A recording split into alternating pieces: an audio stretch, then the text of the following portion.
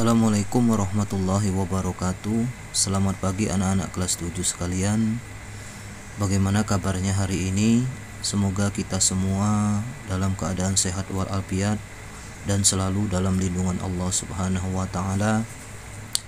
Alhamdulillah hari ini kita bisa ketemu kembali dalam pelajaran PPKN. Dan semoga setelah melewati masa liburan semester 2 ini, anak-anak sekalian sudah memiliki semangat baru lagi untuk mengikuti pembelajaran di semester 2 ini. Baiklah anak-anak sekalian, ada baiknya sebelum kita memulai materi kita pada hari ini, kita membaca doa menurut agama dan kepercayaan kita masing-masing, dan kita meminta kepada Allah Subhanahu wa taala agar bencana yang sedang melanda dunia saat ini, khususnya di negara kita, COVID-19 segera diangkat oleh Allah Subhanahu wa taala dan anak-anak sekalian bisa belajar secara tatap muka di sekolah secara langsung. Mari kita berdoa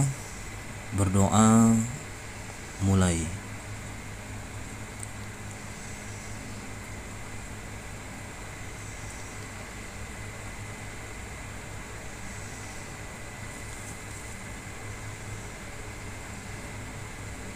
Doa selesai. Anak-anakku, pada pertemuan kali ini kita akan mempelajari materi bab 4. Ya, silakan dibuka buku cetaknya. Nah, di sini sudah Bapak tampilkan tentang materi bab 4, yaitu mengenai keberagaman suku, agama, ras, dan antar golongan dalam bingkai Bhinneka Tunggal Ika. Baiklah, sebelum kita memulai materi kita pada hari ini, untuk memberikan semangat kita belajar hari ini, kita akan menyanyikan lagu Indonesia Raya. Siap?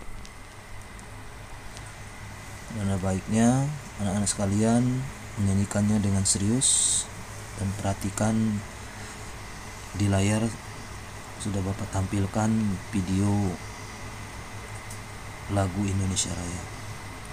Mari kita mulai.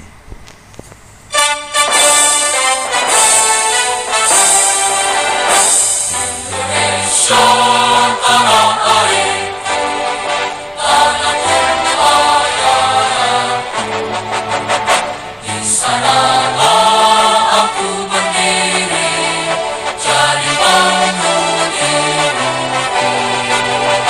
Indonesia kebangsaanku, bangsa dan tanah airku. Marilah kita bersatu, Indonesia bersatu.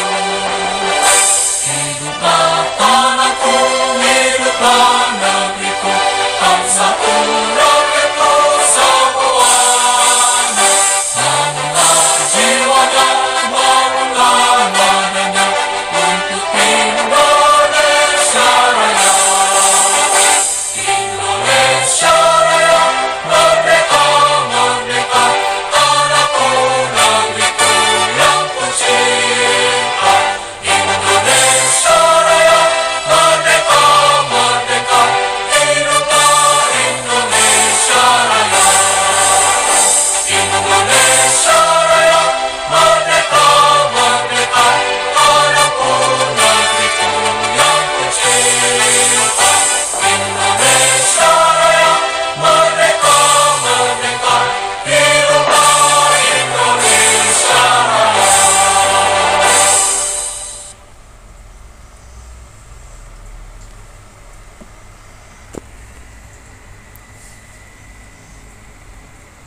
Ya, anak-anak sekalian, selanjutnya kita akan masuk ke materi kita yang pertama,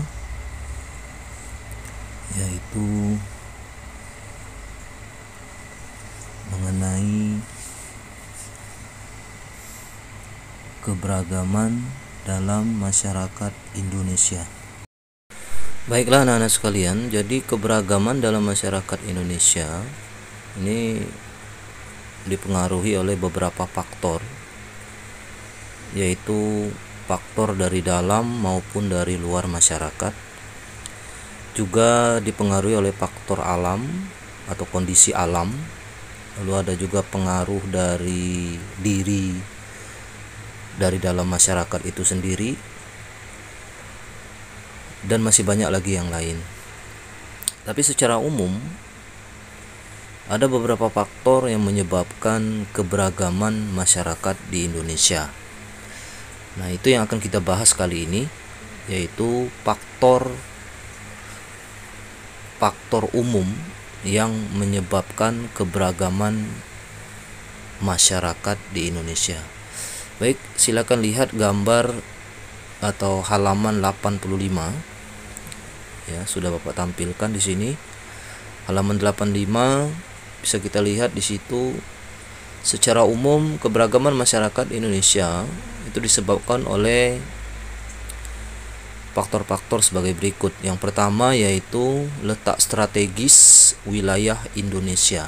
Jadi ini faktor yang pertama. Jadi letak strategis wilayah Indonesia ini sangat berpengaruh terhadap keberagaman masyarakat Indonesia, sehingga nantinya akan mengakibatkan keberagaman suku, agama, ras, ya, dan golongan.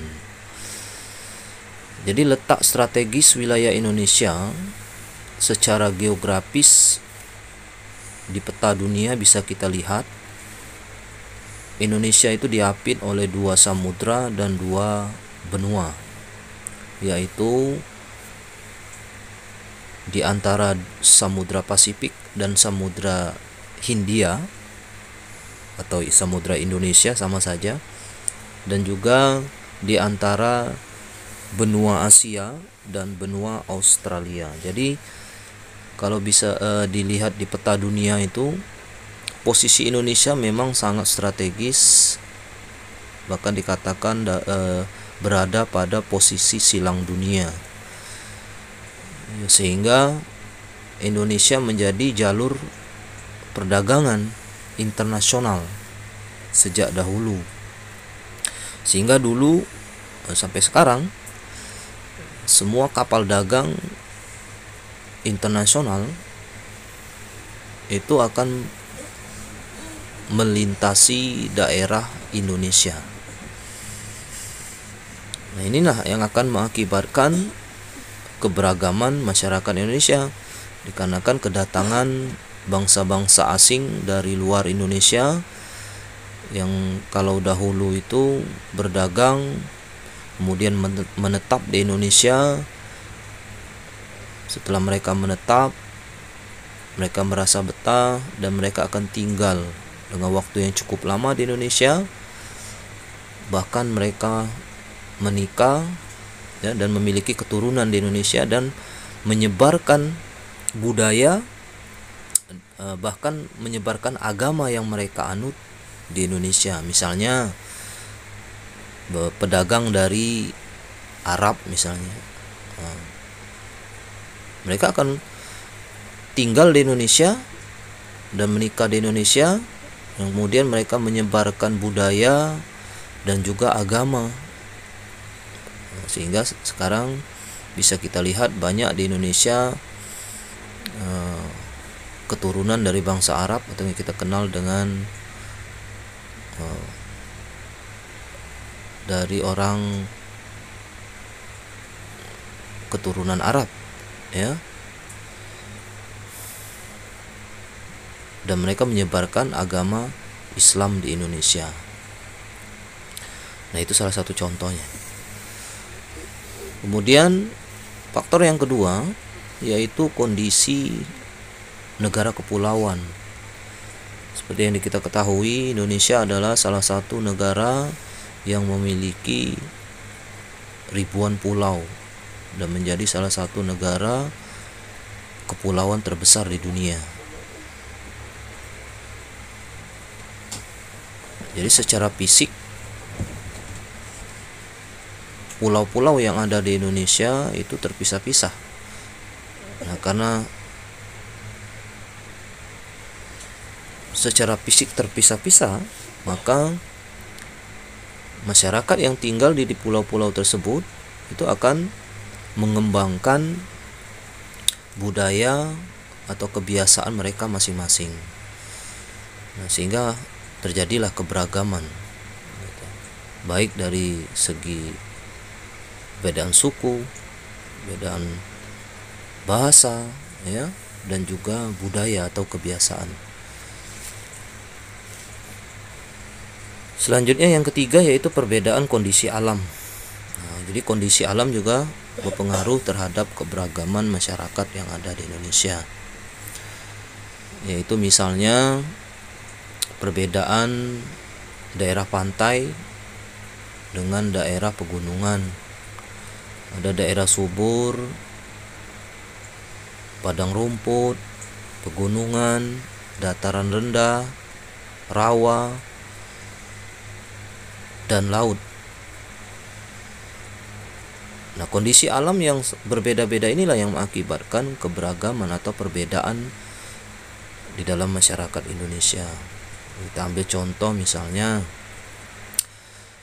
kondisi alam daerah pantai dan daerah pegunungan ini akan mengakibatkan perbedaan masyarakatnya dalam segi mata pencarian misalnya. Kalau daerah pantai seperti kita ketahui rata-rata mata pencariannya sebagai nelayan. Sedangkan di daerah pegunungan mata pencarian masyarakatnya adalah sebagai petani atau orang yang berkebun gitu. Nah, itu salah satu contoh. Selanjutnya yaitu faktor keadaan transportasi dan komunikasi. Jadi kemajuan sarana transportasi dan komunikasi ini sangat berpengaruh terhadap perbedaan masyarakat di Indonesia. Ini terutama antara daerah yang memiliki sarana transportasi dan komunikasi yang baik. Ini tentu saja daerahnya atau masyarakatnya akan lebih maju dibandingkan dengan daerah yang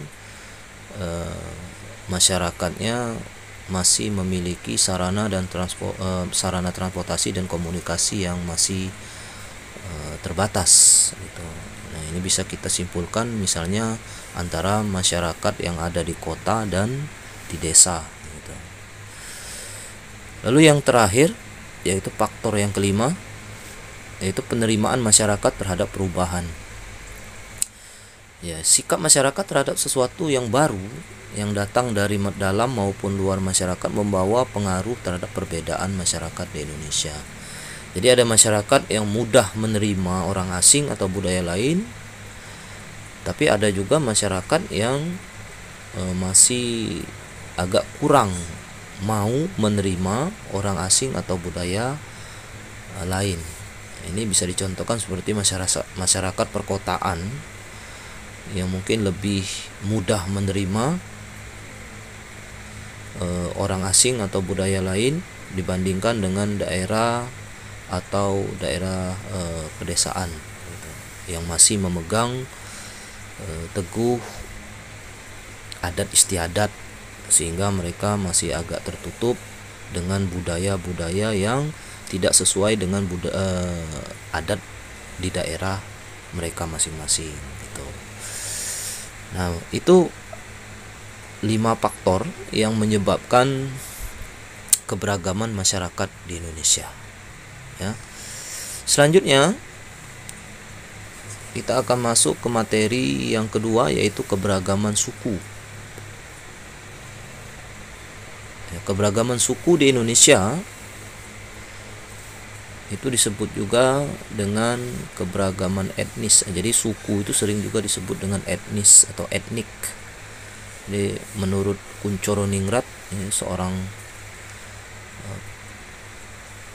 ahli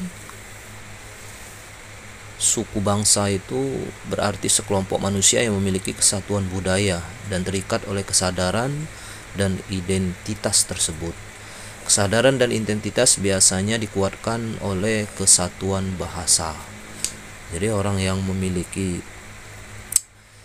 persamaan bahasa itu disebut satu etnis biasanya. Misalnya orang yang memiliki atau memakai bahasa Jawa berarti disebut dengan etnis Jawa gitu ya. Nah, suku di Indonesia seperti yang kita ketahui itu jumlahnya sangat banyak ya. Jadi menurut Badan Pusat Statistik Indonesia tahun 2010 di Indonesia itu terdapat sekitar 1128 suku bangsa.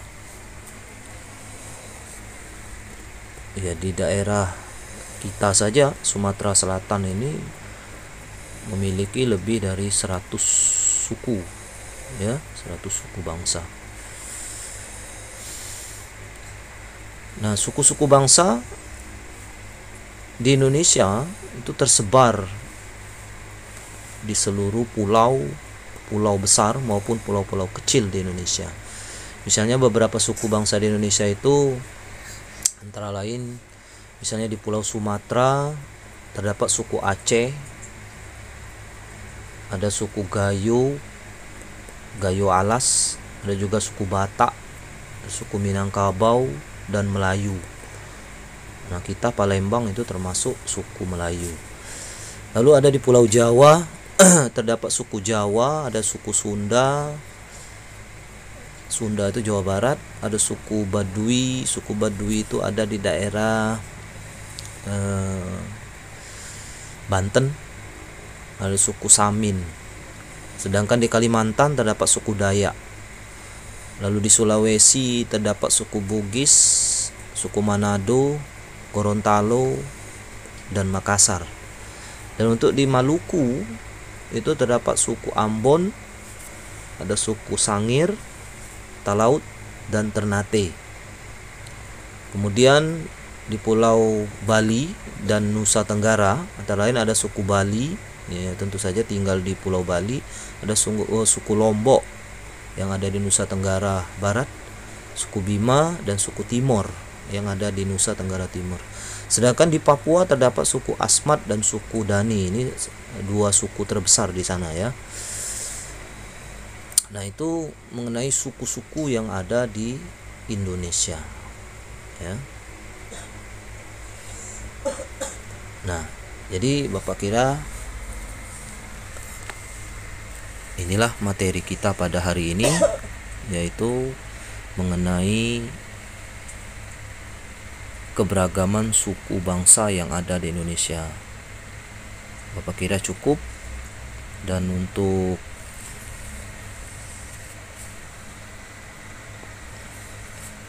tugas, Bapak akan berikan tugas pada halaman, silakan buka bukunya halaman 90.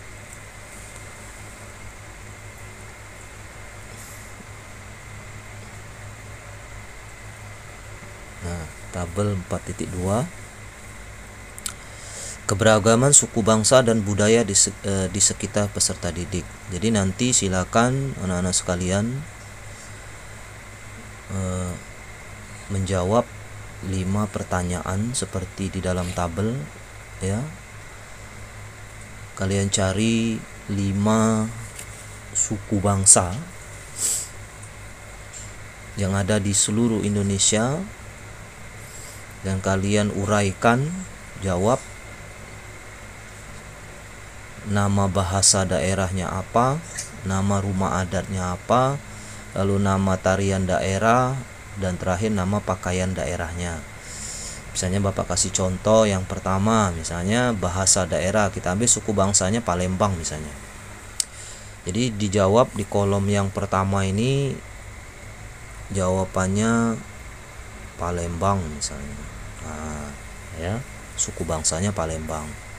Untuk bahasa daerahnya ya bahasa daerah bahasa Palembang ya. Lalu nama rumah adatnya, misalnya rumah adat Palembang apa? Limas misalnya ya. Lalu tarian daerahnya apa? Misalnya Gending Sriwijaya dijawab. Lalu yang terakhir nama pakaian daerahnya, misalnya Songket misalnya ya. Nah, itu contoh, salah satu contohnya ya. Untuk yang lain silakan kalian jawab. Jadi silakan kalian kerjakan, cari 5 suku bangsa yang ada di Indonesia. Ya, Bapak kira sekian cukup. Nanti silakan kalian tulis di buku PPKN-nya, kemudian kalian foto jawabannya dan kirimkan di Qualitypa. Ya, jadi yang dikirimkan cukup screenshotnya saja ya. Jawabannya ditulis di buku, kemudian dipoto dan kirimkan di Qualitypa. Waktunya paling lambat Bapak kasih waktu 1 minggu. Jadi Senin depan semua sudah harus mengumpulkan, sudah terkumpul, bukan baru mau mengumpulkan tapi sudah terkumpul semua. Sekian materi kita pada hari ini. Mohon maaf kalau ada kesalahan dan salah-salah kata. Kepada Allah Bapak mohon ampun.